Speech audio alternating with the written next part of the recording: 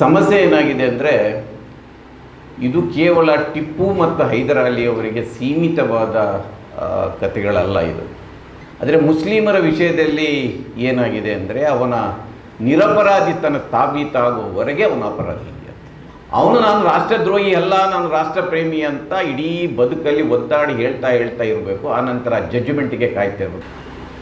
ಇನ್ನು ಟಿಪ್ಪು ಮತ್ತು ಹೈದರ್ನ ಬಗ್ಗೆ ಏನೆಲ್ಲ ಬರೆದಿದ್ದಾರೆ ನೀವೆಲ್ಲ ದಯವಿಟ್ಟು ಓದಿ. ಸಮಸ್ಯೆ ಏನಾಗಿದೆ ಅಂದರೆ ಇದು ಕೇವಲ ಟಿಪ್ಪು ಮತ್ತು ಹೈದರ್ ಅಲಿ ಅವರಿಗೆ ಸೀಮಿತವಾದ ಕಥೆಗಳಲ್ಲ ಇದು.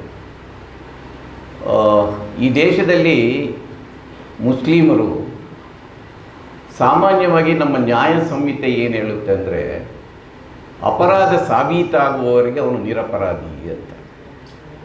ಆದರೆ ಮುಸ್ಲಿಮರ ವಿಷಯದಲ್ಲಿ ಏನಾಗಿದೆ ಅಂದರೆ ಅವನ ನಿರಪರಾಧಿತನ ತಾಬೀತಾಗುವವರೆಗೆ ಅವನ ಅಪರಾಧಿ ಅಂತ. ಇದು ನಾವು ಇತ್ತೀಚೆಗೆ ಕಂಡುಬರ್ತಾ ಇದ್ದೀವಿ. ಪ್ರತಿಯೊಬ್ಬ ಮುಸ್ಲಿಮು ಮೊದಲು ರಾಷ್ಟ್ರದ್ರೋಹಿಯಾಗಿರ್ತಾನೆ.